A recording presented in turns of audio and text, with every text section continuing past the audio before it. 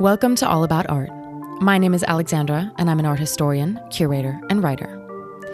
Within this podcast, topics relating to art history, cultural policy, the art sector, as well as a large range of other art-related topics will be covered. Conducting critical discussions, having entertaining exchanges, or just enjoying some relaxing chats, All About Art is where you'll find it all. Join me in exploring and developing cultural discourse. Hello, everybody, and welcome to another episode of All About Art. Today, I'm lucky enough to be sitting down with illustrator, painter, designer, writer, just a jack of all trades, Lisa Schrofner. Lisa actually designed the cover art of this podcast, and so I am really delighted to welcome her as my very first guest.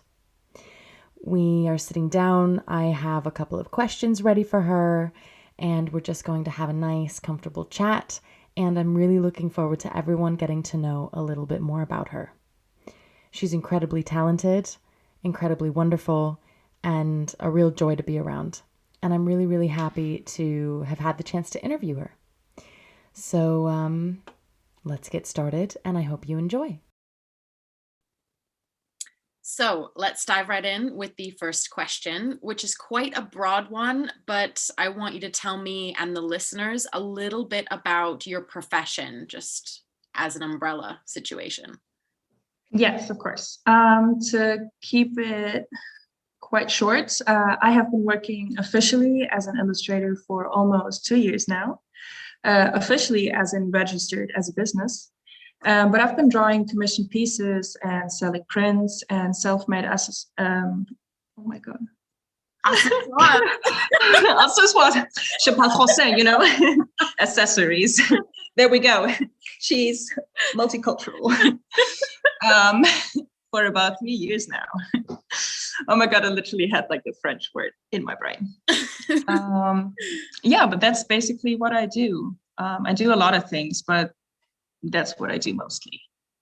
Right. And so because you do a lot of things, I just want to know, well, I kind of know, but if you could tell us what styles or more, what mediums you really gravitate towards. Mm-hmm. Yeah, so I mostly do digital illustrations. I work with an iPad Pro and the Apple Pencil, and I use the program Procreate, which is a game changer. It was amazing. Can I actually ask, I'm sorry, because I don't know, and maybe people who are listening also don't know, but does Procreate cost? Like, does it cost to download and to have? Is it an app that like for example, Adobe Pro and stuff like that? To be honest, and I keep hearing the question, and I honestly don't remember. I do think I did pay like a one-time fee of like 10 or 15 euros, but I honestly don't remember. Cool. But if I had to pay something, yeah, exactly. But if I had to pay something, it was not a lot. Adobe would be very expensive, but yeah. Cool. Exactly. Sorry. No, don't be. And so digital illustrations. So be it portraits, cover artwork for musicians, branding. So I also do graphic design every once in a while. Style-wise, I like to compare my style to comics or even pop art, due to the fact that the majority of my personal work is self-portraits, and even clients' commissions are also usually people's portraits. But I've been playing around with animations for quite a while now, and even made a music video and some promo animations. And I'm always amazed and super grateful when somebody put their trust in me with this work. So yeah, that's what I do mostly. Yeah, I loved seeing your process on your Instagram, because you posted a reel that showed the process of what you did when it came to animating a piece of work. And yes. I was just thinking, oh my goodness, there's just so much detail that goes into it. And the result is phenomenal. I mean, it just looked great. Thank you. Thanks so much. Yeah, that's the thing. It's like so much fun, and especially collaborating with other creatives is such a fulfilling thing for me. I enjoy it every single time. It's really amazing. So when did you know that you wanted to do this, to be an artist, basically? Was there any defining moment? Yeah. That's yes, that's like one of my favorite stories to tell when it comes to my journey as an artist, and it's in my kindergarten book. And on the first page, there's this picture of tiny little Lisa with some facts about me, like what I like to do and what kind of music and so on. And yeah, including my favorite occupations, which are drawing and painting. What a surprise. And in the box dream job, it literally said Künstlerin, which is German for artist. So yeah, I already knew from a very young age on how I want to spend my days when I'm older with creating, obviously. But it took me like another 2 decades to actually take that final step and taking that risk. But I think the defining moment was when I got to meet my now friend and sort of mentor, Jessie. I met her at a concert in 2017, and it was a pretty troubling time for me. And now, retrospectively, that encounter was meant to happen.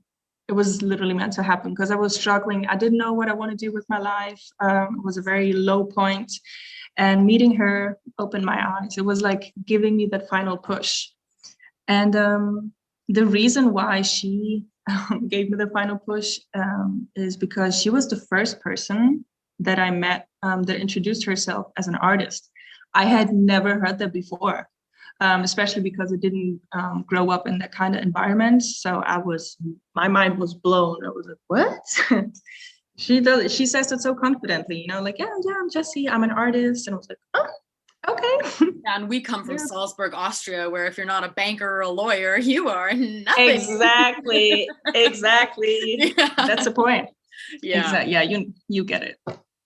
And so and also a very important point, she told me about this book by Julia Cameron. It's called The Artist's Way, and this completely changed my life.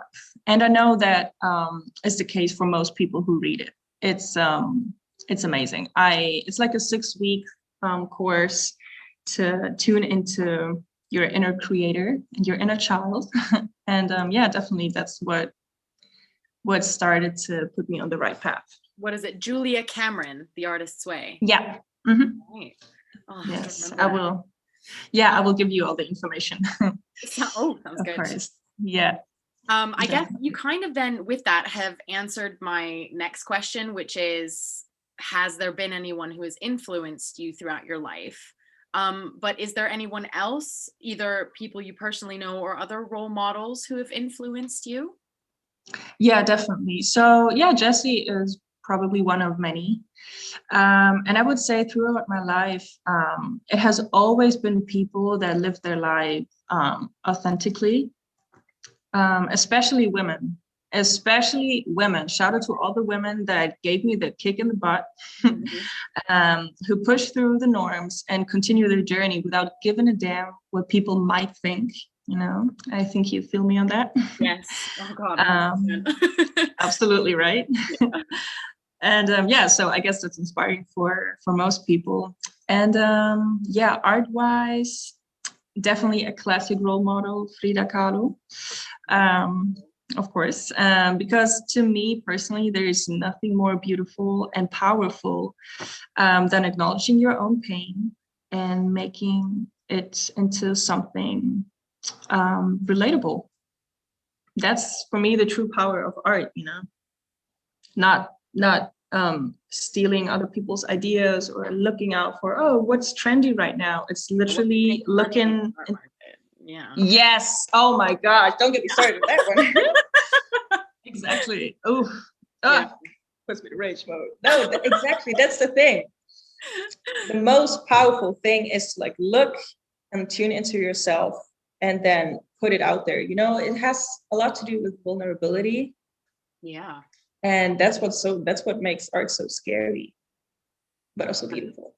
It does. Yeah. I feel like because I don't practice art myself, but when I've done like for certain things, like when I was involved with a couple of projects in the past, I've taken part in a couple of like life drawing classes, or Yes. trying to draw abstract art and things like that. And Yeah. it's a very exhausting, emotional, vulnerable experience. Yes, sometimes absolutely. like your soul into it. Like when I was drawing these life drawings in this class, I was sitting there and I just, by the end, I was like, I am exhausted. Like I was Yes, so tired. totally. And so it's I think that everyone who works in the arts, if they're an artist or not, they should at least try to do a little bit of art just to get the feeling of creating, just to understand it a little bit more and understand themselves. Absolutely agree. Oh, Totally. definitely. Oh. So my next question, if I may ask this, have there been things that you've struggled with throughout your career? And if so, how have you overcome them? Yeah, first of all, of course, I'm an open book. You can ask me anything. Yeah, I would say my biggest struggle was, or still is sometimes, actually, to be honest, that I had zero connections or networks in the creative field when I had started. But I also have to admit, my biggest struggle has been insecurities. And you know, you and I have been talking about this forever, Yeah. over and over again. Yeah. Yeah, it basically applies to everything. But also, if you don't stand behind your work, why should anyone else? You know, so you have to, you know, there's a saying, believe in yourself. And it's basically the key. Yeah. And yeah, I mean, to this day, every once in a while, I feel like my work is not worthy enough to be put out there. You know, all these classic. Stupid stuff. Yeah, I know, it's so like, silly. why do we feel this way? Why? Right? It's that's also super exhausting, because I'm like, when I get out of this like mind fuck, I'm like, what were you thinking? Come on, you know? Yeah, and exactly. And especially because nobody ever said anything negative about my work, at least not to my face. And not that it matters, you know, but it's just a thing. It's all in my head. And I always notice when I confidently put out some new work, more opportunities line up. And, you know, all this energy talk that you read about on the internet, I gotta say, it's true, you know? Yeah. I was talking to my mom about this the other day, and she's always so funny because she thinks a lot like that, and she's like, "Oh, Alexandra, I know that you don't like all this voodoo mushu stuff," and I was like, "Oh, that's not true." Like, just because, you know, we discuss a lot of things, and I sometimes take a very rational approach to stuff. But then I said to her, I said, "Look, the way that I see it as well is that whole psychological phenomenon of when, let's say, you are thinking about buying a yellow car, and then all of a sudden you're on the road and all you can see are yellow cars. Right. And that's not because there are more yellow cars, you know? And if you're looking out for pitfalls and dangers and insecurities and stuff, that's what you're going to find. But if you're looking out for these opportunities and you're looking out for these connections and qualities, you know, you see them, and they're there, they are there." But yeah, absolutely. that just reminded me of that conversation. And if my mom listens to this, she'll be happy that I mentioned it. And then you're right, Mom.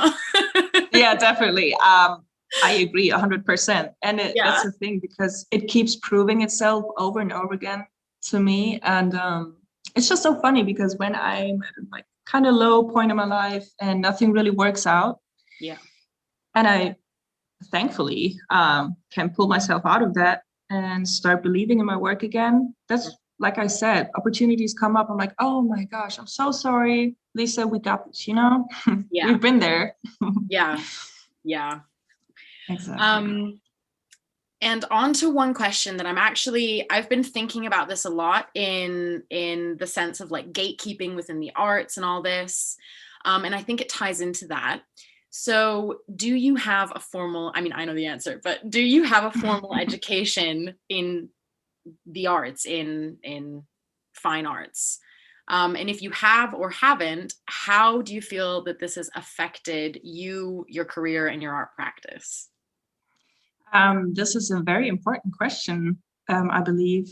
And as you know, I did not have a formal education, which sometimes is part of my insecurities when it comes to my practice. Yeah. And I'm completely self-taught, which I now fully embrace.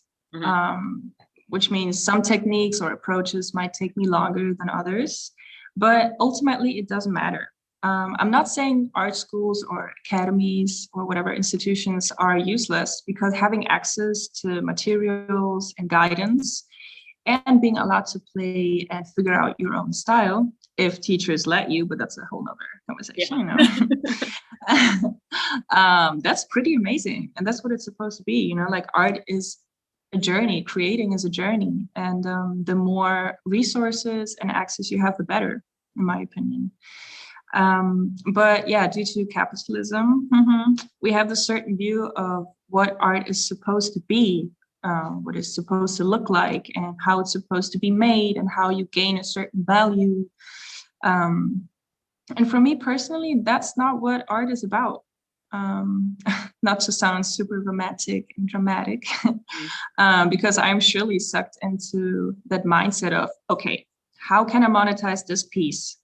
But yeah, that's how I pay my bills. You know, you kind of have to adapt to that system you really live in. And luckily I know now when I have to take a step back and create just for the sake of it, because it is like therapy to me. If you take the pressure away, of course. And not having a degree still can have an effect when it comes to applying for grants or jobs, because oftentimes it's a requirement, which I totally understand. But it doesn't take away from the fact that my art has a certain value and worth. And I know that now, thank goodness. And yeah, luckily over the years, my portfolio grew thanks to people believing in me and trusting me with working on their ideas, including you, which you are definitely one of the people that have been believing in me from the very beginning on, which I'm forever grateful for. So yeah. Who doesn't know and who's listening, I actually got my first work from Lisa from a friend of mine. He got it for my birthday. I think it was in 2018. And back when I was an intern at a gallery, and just finished my first year at Hidden History of Art at UCL, and it's just kind of really developed. And I mean, even before that, we were always in touch about things and chatting about stuff and yeah.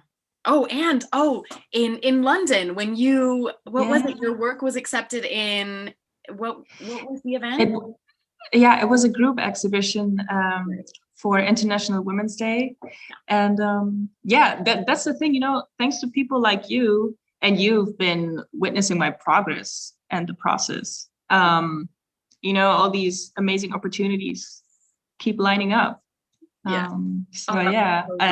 It's interesting because it was such an amazing day for me. Also, the fact that you could come, you as a person that has been supporting me since forever, that was really beautiful. Let's get emotional. Oh my goodness, it was so much fun. And then we ended up there was an open bar, and we ended up Yes, of course. Oh, that was so great. I mean, but yeah, two girls kind of coming from, I mean, I don't come from Salzburg, but like kind of living my teenage years in Salzburg and then kind of branching out, and then us both meeting in London in this. That was beautiful. Yeah. It was great. I love that. Yeah, definitely. So yeah, that's the thing. From the very beginning on, I relied on people and community and not on institutions, which is now kind of feels like a blessing to me in a way. So yeah. So if you could tell your 15-year-old self anything, what would it be? It's such a loaded question, isn't it? Oof, yeah. I was going to say, I would like to tell her a lot of things. Yeah. I mean, like, honey, sit down. Yeah. Let's have a drink. We need to chat. Exactly. You got a couple hours? Yeah. Oh, God. But yeah, to keep it short, I think most of all, I would tell my younger self, you are amazing and the way you are, and you are deserving. And all the things that seem to bother you right now won't matter in a few years or even months, you know. And be it about your appearance, opinions that people might have about you, and so on. You don't have to pretend to like certain things just to fit in. Yes. You know, that's like stuff that's killing the soul. And I keep having flashbacks, you know, over the past couple of years, I've been reflecting a lot. And yeah, I definitely recognize some patterns where I'm like, oh my God, I was not myself. I was really putting on a mask. Yes. You know? Yes, definitely. And right. And like all these realizations that I've had over the past, I don't know, couple of years. I also tell my niece, she's 12 years old now, and we're each other's biggest fans. And she's already way smarter than I was at her age. Oh, good for her. Yeah, I think it's important as a woman, as a young woman growing up, trying to share the wisdom that we didn't necessarily have at a younger age. Yeah, thanks to the patriarchy. Yeah, right. Oh, it is like it's I think that I would tell my 15-year-old self like the same thing. It's like, okay, this trying to fit into these boxes that you don't fit into, like you're not being authentic to yourself and shine through. Oh yeah, definitely. Exactly. And that's what I mean. That's why I feel like what we talked about earlier, I feel like the people that inspired me the most are people living their authentic lives, you know? Yeah, definitely. That's why it's so interesting that we are so conditioned, and it's like so hard for us to do that. And that's why we are so enchanted by people who actually manage to do it. Yeah. You know? Actually, it's quite funny that I think about it. In art history, we always think about like, okay, the authenticity of a work of art. Is it really done by this person? And what makes it authentic? And blah, blah, blah. But the subject of authenticity and of the fear of authenticity and really putting yourself out there in the arts, that's a whole nother subject in itself as well, that has to do with like embodiment of your personality and who you are. Absolutely. Yeah. But finding out who that even is. That is the whole journey. That's why it's such a fascinating, I keep saying journey, but it is a journey, you know, and for everyone involved, like even people enjoying your art, you know, who might relate to the subject that you've been working on. Yeah. So beautiful. I love art. I feel like we're gonna end this interview and like everyone's gonna want to go and become artists, because saying we're gonna like hopefully maybe inspire like a whole bunch of people to go. I hope so. This is my purpose, honey. Yes. Speaking of creating, what is your like routine or your process when you're creating? Do you even have one? Yeah, that's the thing. Beautiful question. And I would say that changes a lot. I think one thing about me is that I rarely have a plan or concept when I create, which also applies to the way I live. You know, I'm a very organized, chaotic person. Yeah. And yeah, I usually just jump right into it, whatever I start working on. But that's also something that I'm trying to navigate through, especially because I'm getting more and more into applying for artist grants, which is a very scary department, especially as someone that has zero experience in any kind of matter. Yeah. And yeah, there's this artist cliche of procrastination and pushing everything to the last minute. And I surely still do that sometimes. Oh, don't we all? Right? Thank you. Like 5 projects like that I really need to get done. Oh my God, so relatable. But see, that's the beauty in relating to other people's stuff. Yeah. I love that. Yeah. And so yeah, but that's the thing, I always manage to finish in time, and I fully accept that now, that I need certain pressure, so instead of thinking all week, should be working on this, and then end up doing nothing at all. Yeah. Now I say to myself, okay, you know what, how long it's gonna take you approximately, focus on something else and then get started. I know myself best if I actually listen to myself, and I just gotta trust myself. It's such a roller coaster. Just talking about it makes me want to laugh.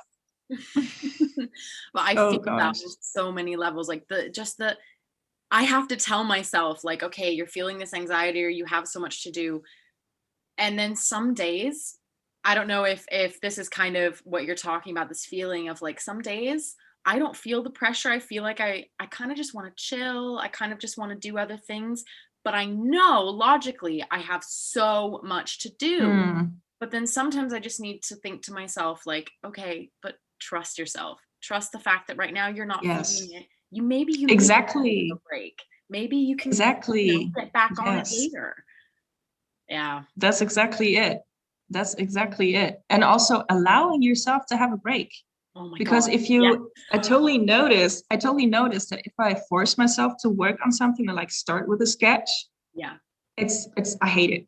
I don't even want to look at it, and then I feel like I don't want to do this project anymore, blah blah blah, this whole dramatic mind fog. That's why I say I allow myself to take a break from that specific project and then get started when I actually feel like doing it, because then the most amazing results come in. Not to pat myself on the shoulder, but no, applies to everyone. Pat yourself on the shoulder.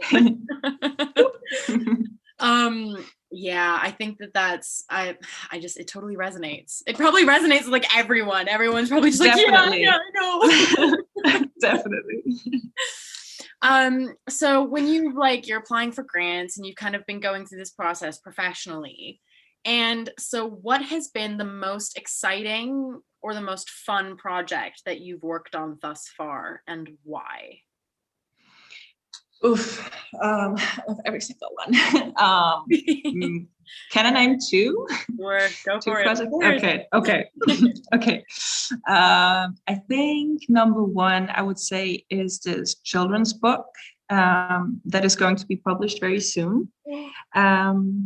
It's called Charlie's Best Work Yet. And I can't say too much about it now because it's going to be published very soon, but stay tuned, everyone. And in this project, I've had the honor of collaborating with Ironic. I'm going to send you the name later on. A multi-talented. Yes, exactly.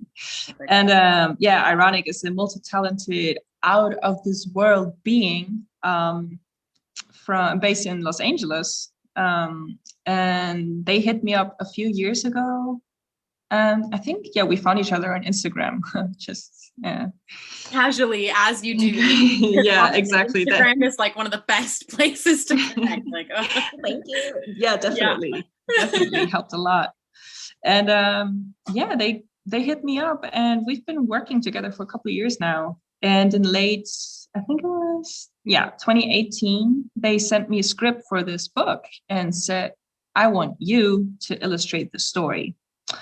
And I was like, whoa, because late 2018, I just started putting my stuff out there. I was still super shy, shy little art baby. And and I already cried like 5 times while reading the script.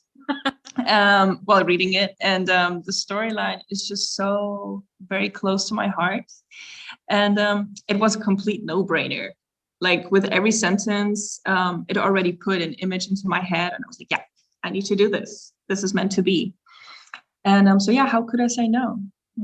And I'm just so very excited for it to be published, and that it's finally happening, because like I said, late 2018, we have early 2021 now, so it's been a while.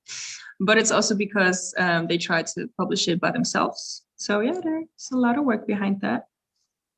And project number 2 is that's the animated music video I made last summer. Yeah. It's for Siren, a group of 3 incredibly talented women, also based in Los Angeles. Maybe that's We need to chat later about LA, because there's something that's coming up with me as well that I can't say on the oh my God, that has to do with LA. So we need to talk later.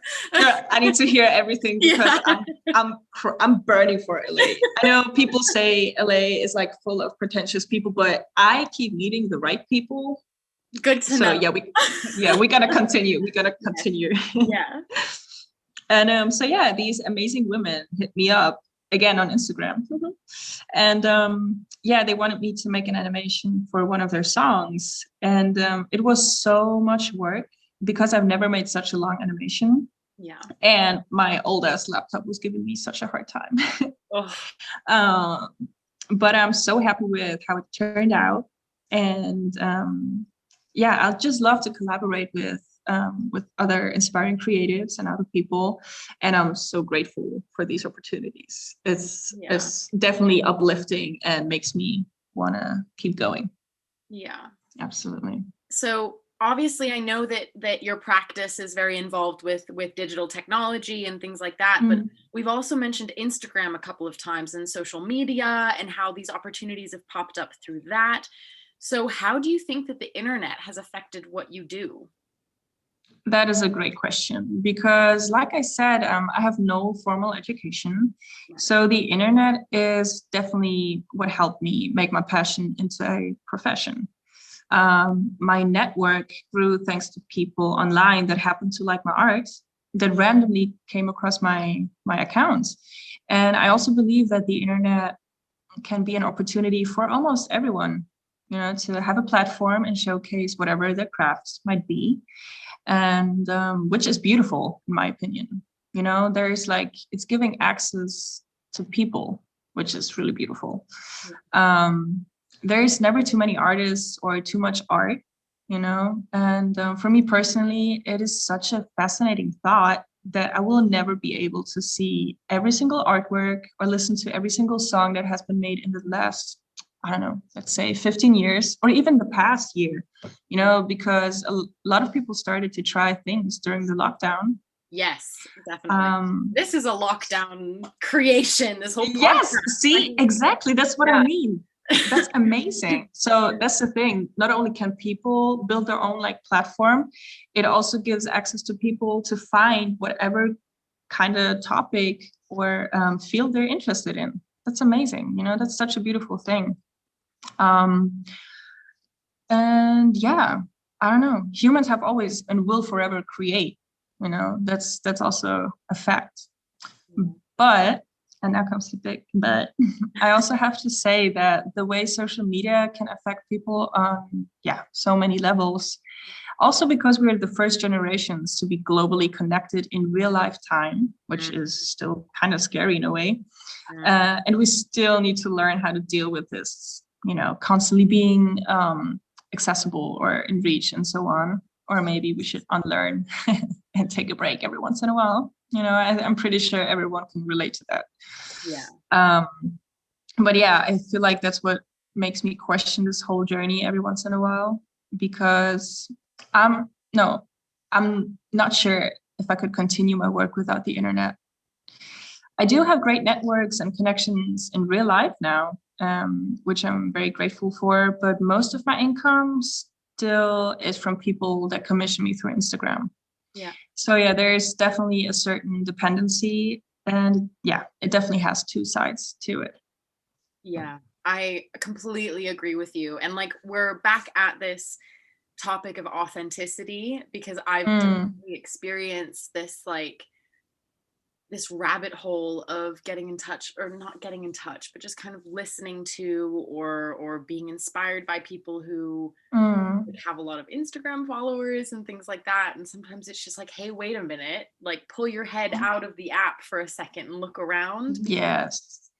You can get really, really caught up in absolutely and numbers and all this crap. And it's just absolutely. I appreciate everyone who inspires me, or who is inspired by me, and who has this you know, this genuine connection to what I do, because all I do is I kind of just post about my career and what I do every day. Mm-hmm.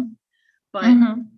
it is this like this process of trying to stay authentic in that as well. Yes. It's so easy to just to get caught up in it way too much that's not good for you, and then you never shut off, and you're always refreshing the app, and you're always looking, and it's like, whew. Yeah, I totally get that. And especially, oh my God, I totally feel that. Because when it comes to my accounts, there were so many times that I was thinking, oh, maybe I should separate my private content to my art content, you know, make a separate account. Which you did but kind of do, didn't you?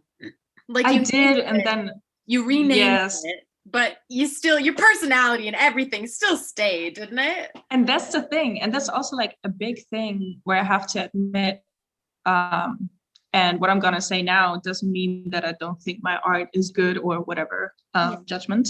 But I feel like most people dig my art so much is because they feel like they have a personal connection with me, because I do share a lot of personal stuff as well. And that's just my opinion.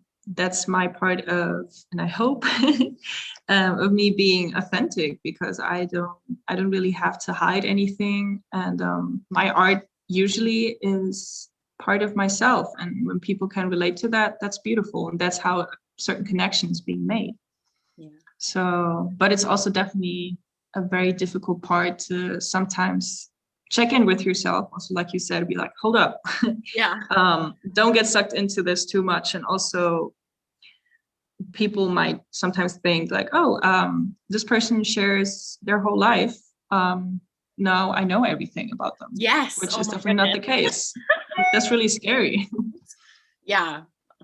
Got an email during the podcast. Great. Busy. Yeah. Booked and busy. Definitely. Man. But what I wanted to say is, I definitely think that yes, you do post a lot of things like of your personality, of your opinion, about you. And I think, I think that I do the same to a certain extent. And that doesn't warrant anyone thinking that they know everything about you. But I do have to say that your artworks also speak for themselves in the way that you do visually embody what you believe in and what you think within your works. And so it's definitely reflected within your artistic practice. So you don't have to worry that it's just because of your hilarious Instagram stories. Thank you for saying that. I needed to hear that. This is just, all right. Okay, wait. On to the next question before we get teary-eyed. Yes. How has your practice changed over the years? And is there anything that you would have done differently? If I could change anything, it would probably be my focus. It shifted way too many times on, interpersonal things with people that aren't in my life anymore, But I guess that's also part of this journey called life, right? Here we go again. So yeah, maybe I take that back. Actually, I don't think I would change anything, because my personal lessons are part of my creative journey as well. It's just goes hand in hand. So I think I wouldn't change anything. Everything is what it's supposed to be like. Yeah. I mean, when you're happy with and I totally feel that, because I went through, like, in my teenage years, I went through like a lot of ups and downs, and easily say that I want to change some things or some experiences. But I am incredibly happy with the person I am now. And I think that if I would change something, that would also mean risking changing the person that I am today. And absolutely agree. That's what we don't want to change. That's something that we're like, okay, but it is a part of our lives. Like, these struggles and these things and these mistakes, they're a part of who we are. So exactly. And like every single, like you said, mistake or allegedly wrong step, whatever, literally brought me where I am today. Yeah. And I'm so grateful. Like I'm really happy. And even now, every once in a while, even recently, you know, feeling like shit. Can I say shit? Yeah. We've also said earlier, so I think we're fine. Right? It's too late anyways. Nope. No rules here. Yeah, like even feeling like shit recently, you know, this trip, this roller coaster never ends. I feel like the most important part is learning how to deal with it. Yeah. You know, because you can never prevent shit from happening. It's just about how you deal with it. And that's definitely something that I keep navigating through. And it's such a tough ride, but yeah, I'm willing to do the work. So yeah, let's go. My Absolutely. Another parental anecdote, my dad used to always say, you know, this is a typical American thing, but like, don't cry over spilled milk. You know, clean it up, and it's how you deal with the fact that you spilled the milk. And I think that that's exactly. It's a good little weird way of looking at things. Definitely, but that's the thing, like all these, you know, like cliche like sayings and stuff, they have so much truth in them, and it's just the moment you realize that they are true, you're like, oh damn. Yeah, I get right. Damn it. Yeah, exactly. Damn it. Speaking of like changes and making decisions and stuff like that, I see that you semi-recently changed your prices. Yes. And I understand that it's sometimes a really hard thing, especially for women, and especially in the cultural and creative industries, to acknowledge our worth. I think that I recently went through that too. I started actually charging for my work, which I didn't do before for a lot of Oh my God. See, that makes me want to slap you in the face, but it didn't say, so I know. Continue. My friend who is the gallery manager of a gallery here in Salzburg, she told me, she was like, Alex, why are you not doing this? Because I was going to do something for her for free. And she was like, no, I'm going to pay you, and you're going to ask for money from other people too. And I was like, yes, exactly. Oh yes, you are correct. I do need to pay my rent, and I do need to buy food. Exactly. But relatable. How did you feel doing that, and what advice would you give someone who may be pricing what they do and thinking about that? What would you tell someone who's kind of in that process?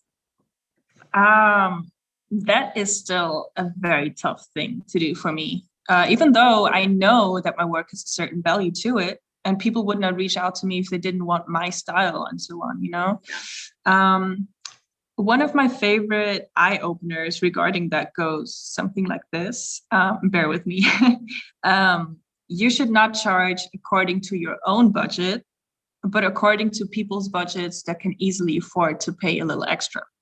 Yeah. I'm not that good at repeating quotes, but the gist.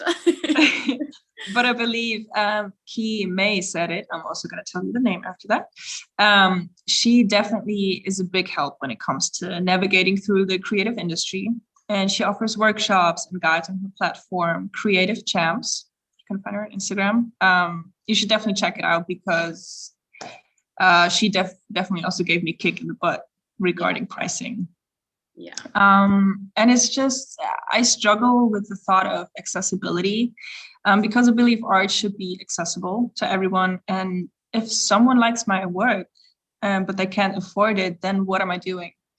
You know, but like I said earlier, we do live in a capitalist society and system. And honestly, yeah, depending on the situation of the person, I am totally open to negotiating on a price that we're both comfortable with. But all in all, everyone should charge for the work. Everyone should charge. And so do you, and so do I. I'm happy we were clear on that now. Yes. Yeah, I definitely, whenever I speak to someone who wants to commission, like, I don't do art, but I write, obviously, and I curate. Yes. And so when wonderfully wonderfully, so you do an amazing work, like, job. You're incredible. But I'm fangirling later. Okay, no.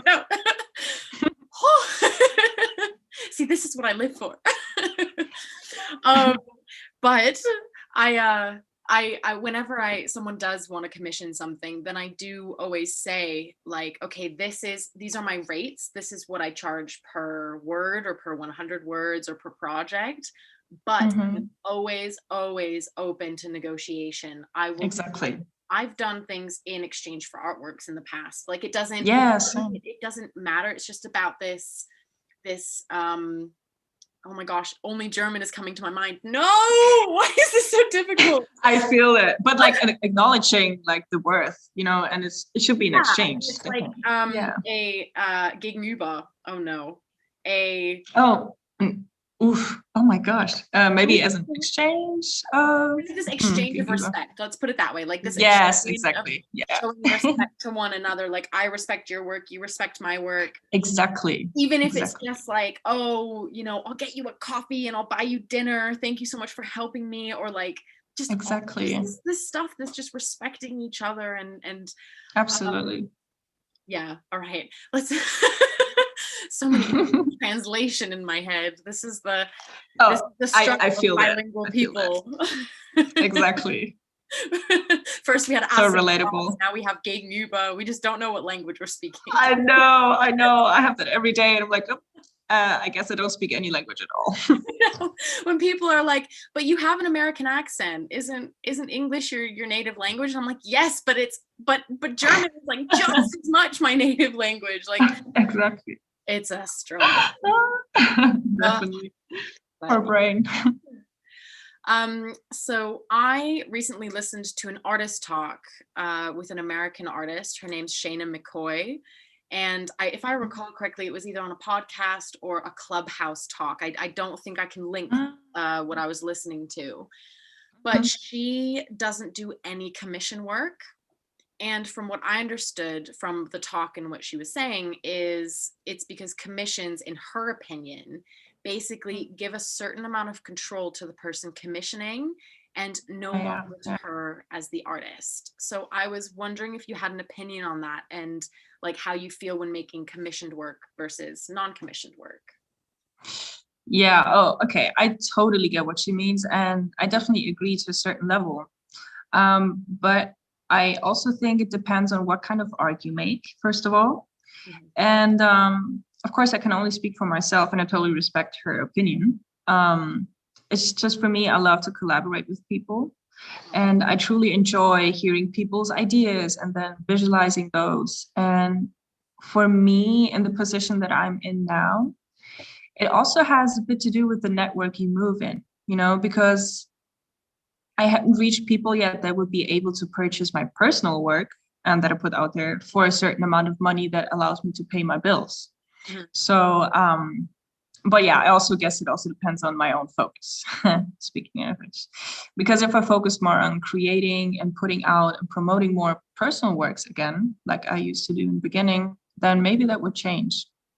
But I definitely do agree with her when it comes to like the control that you basically give to the person commissioning, because it's not solely your own work anymore, because there's definitely, it's like a mix of both.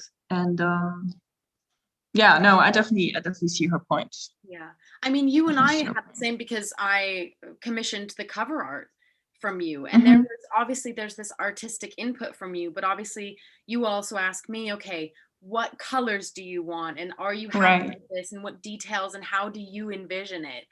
And but at the same time, I have to say, I have never commissioned anything from anyone before, and so it's also like you sparking this like creative will inside me to think, okay, what do I want, how would it fit, and like I want your input, and look at this, and how wonderful. And it was just, and there was so much where I was like, I think there was even an email that you and I exchanged where I was like, I didn't know that was exactly what I wanted until you showed me that was exactly what I wanted. And yes, and I love that. This is exactly why I love working with people, because that's the thing, like when I hear ideas, or in your case it's a podcast, and I knew, like, when you told me about the idea, I saw your face, like, even if you would have told me like, no, you only want like art related items, I would have been like, no, honey, I saw your face and I'm gonna draw your face. And that's basically what happened. Drawn my face, and for me that was like a narcissistic dream come true. I mean, I had a friend like Yes. me once during like work hour. Oh no, maybe I shouldn't say, like we were playing around at the desk because she liked to draw people, and and she just sketched me. So that was maybe the like actual first time, but like you kind of really envisioning me and putting me on this cover art. Yes. And I was just like, it was really amazing, just this whole process. And yes, it's I enjoy it every time, and even like working with you was so amazing, because that's like the exchange, you know, like yeah, I do create or like sketch something, and then I listen to what you prefer, and then from that I go to the next step, and I enjoy it so much. I really love that. Because it's not like actually that I'm controlling as the commissioner, like that I'm controlling what you're doing. It's more like I'm letting you know how I feel about myself and what I want, and then you exactly that and like visually present that and visually like work through that in your practice. So it's it's not a power play, so to speak. It's a very collaborative, inspirational experience. Absolutely. And it's like the fact that my usual process is that I work out different variations or options, and then I let the people choose. So basically I still created the whole thing. I just let the client choose what they prefer. Yeah. So yeah, definitely. I mean, I got like 10 different examples, and I was like, well, yes. This is my favorite, so let's work with that. But I like this and this and this from the other one, so let's talk about that. Exactly. Oh man. So the penultimate question for today is about your location. So you are currently based in Rotterdam in the Netherlands, but you previously lived in Salzburg, as we've already mentioned. You're from Salzburg, but you also lived in Vienna for a little bit in Austria. So I wanted to ask, what made you decide to move? I guess because I carried that mindset that I don't fit into the creative scene in Austria, but also because around the time I moved, I didn't really have a network yet. I didn't have anything. So it was like, this is scary. So I guess I was scared. That's like the biggest thing.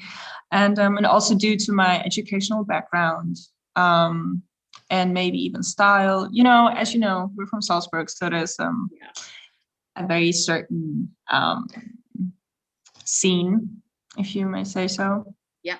And so, and also most of the opportunities that I got were rather internationally, and most of the time even overseas. So I didn't really feel a connection to the art scene in Austria. Yeah. And I do have people in Austria supporting me and my art, like you, but also around the time I started, you were based in London. So yeah. Exactly. And I think I just didn't put more effort into it. And over the past, I would say 2 years, I connected with people in the Netherlands. So I figured I might just try and see, and I'm very happy I did. Yeah, I completely understand that. And like when I mean, I'm still kind of like, I mean, right now I'm in Salzburg, but it's because of the pandemic, and it's being around my mom and being like with family, and but I still have my job, my uni, and my apartment in London, and it's just like, of course. Oh my god, it makes me nauseous. Yeah. But it's so like, I moved to London because of university, because I got into UCL, and it was just this huge leap to go and move. And I was just thinking, like, because I was talking to some friends, and a lot of them have said, like, I wouldn't move. I wouldn't do that. Like, it's so scary. And for me, it's like, maybe it's because I grew up moving. I don't know. Or maybe it's just because I love a bigger city. I don't know. Yeah. But for me, like, living in London has been my life changer. It has been what has made me help me realize that I'm who I am and what I want to do and how I want to do it. I mean, I'm still obviously in that process because I'm not gonna act like I have any idea what I'm actually doing. Same here, guilty. Yeah. But like moving is such a great thing. Like I would really, if people have the means to do it and have the support system, or like, I mean, I don't know if you have a support, I'm talking about like my mother and my dad who are very emotionally supportive to me as well, and being like, no, you can do this and we have your back and but if you have that and if you feel comfortable to move, and even if you don't feel comfortable, like go out of your comfort zone and do it and try it and grow. Definitely. Yeah, that's the thing. I mean, I have to say, but also coming back to what I said earlier, that I'm this organized, chaotic, whatever, crazy artist person. I did move here pretty impulsively. Did you? Yeah, because I think, I came to the Netherlands for vacation for the first time in like fall 2019, because my friends were like, hey, we want to show you Amsterdam. I was like, okay, whatever, let's go. Yeah. And then I met friends of a friend of mine from New York. He was like, hey, our friends in Rotterdam, you should link up with them. I was like, okay, let's go. And I love meeting people. And I stayed in touch with them. And 2 months later, they were like, hey, we have a free room. And they knew that I want to move. They were like, hey, you want to move in? I was like, yeah, fuck it. And I literally had 40 euros in my accounts. No. And I came here. Yeah. All right, so that's where I'm like, back with the means and whatever. Just try it. Oh my. But that's the thing. That's the thing. I had like 40 euros and I was like, okay, I need to pay rent. And I started promoting some work. Out of nowhere, I got like this commission that gave me like a couple €100, which I used to pay my rent and like the deposit. And I was like, okay, I'm good for like a month now. Let's go. It was crazy, but that's the thing. And that's also, I'm definitely speaking from a privileged position, as in I have a European passport, all these things. I don't have a financial support system behind me, but still I have people around me that worst case scenario, I could ask for money. Yeah. And like I said, like whenever I consciously make a decision for myself based on what I need, then opportunities come up. And this sounds like some woo-woo, whatever stuff, but it's true. It is true. It is true. And it's such a, even saying this out loud is like, what? Yeah. I still sometimes can't believe it. And I'm like, sometimes I wake up and like, what am I doing here? But yeah, I guess that's what I had to do. Yeah. It's so important, I think, to talk about money as well and just be like really honest about it. And like, absolutely. when I first moved to London, I was so thankful. Like I fought tooth and nail to like find a job, and I got a job at an auction house. And so I started working there, I think in like November of 2017, but I was only like a baby part-timer. Now, like if they needed me full time, like they'd be probably happy to have me, but I have my master's degree right now, but and I also worked part-time at Costa, which is like Starbucks type of thing.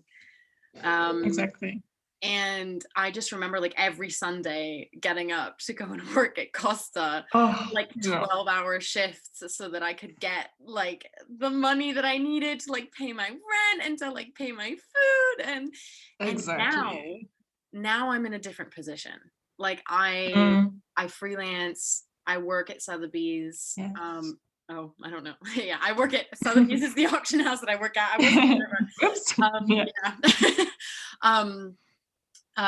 But I am just really, I'm happy that I'm in a different position now financially than I was in the beginning. Definitely. And it's like people say, oh, money doesn't buy happiness, but it's like money buys me food. Food makes me happy. Money buys me the freedom to do things. And I'm not talking about being like filthy rich. I'm talking about the basics that we need. Absolutely. Yes, agree.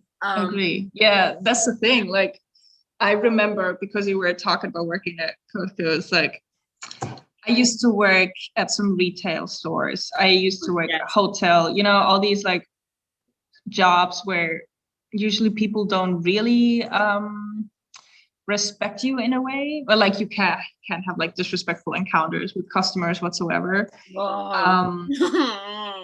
Count like Sexual harassment. too many. Too many times. Yeah. So disrespectful. Yeah. And so yeah, I definitely know how to live like low budget and like working my ass off. That's why I'm even more driven to continue what I'm doing right now, because I know what it's like to work like jobs that I don't really enjoy doing. Yeah. So now that I created this network and have people supporting me, I'm so grateful. That's why I need to keep going. You know, it's not something that somebody hands just to you. You have to actively work on it, and that applies to every field. You know, 100%. So yeah, 100%. All right. Well, then I guess I will ask you my final question, which is incredibly time specific and hopefully maybe won't be relevant in like 10 years. I don't know. Oh my God. No, let's not say that. Hopefully like not too, I'm not even gonna hope for anything anymore. But the question is, how have you dealt with COVID? And do you have any advice for any artists who may be listening to this? Yeah, that is a multi-layered matter because well, the lockdown and therefore like travel restrictions forced us all to stay inside, which I personally necessarily don't have an issue with because I never get bored and I do enjoy being by myself a lot, like a lot. I think what hit me the most, besides like mental and financial aspects that everyone kind of went through in one way or another, is that I couldn't go visit my friends all around the globe, which is a really nice thing to complain about, you know, but still. And because I usually travel quite a lot, and every time I took a trip to whatever city, opportunities popped up or I got to meet new inspiring people. And so yeah, again, the internet helped in my case, also during the pandemic. And I also witnessed a lot of people starting their own business out of necessity because the governments didn't take enough measurements to provide for everyone. Yeah.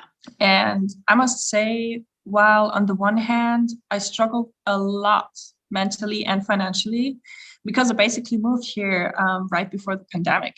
You did? And therefore, I'm not eligible for financial aid.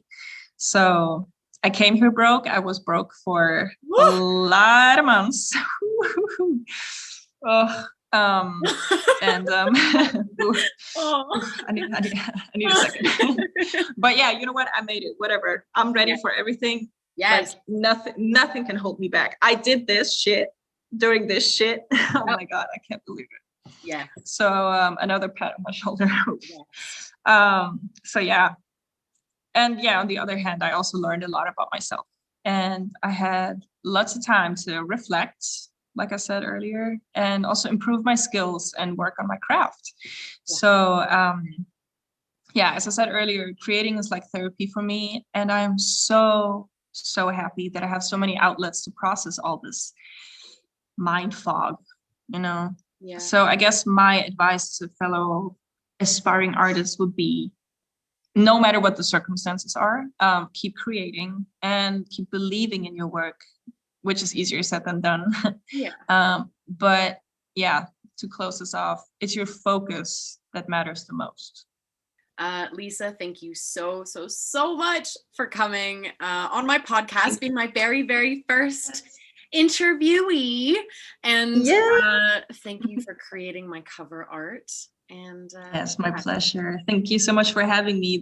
I always enjoy our conversation so much. Every single time. We don't see each other that often, but when we do, when we talk, it's such an uplifting, revealing, and like liberating conversations that we have. I'm so thankful.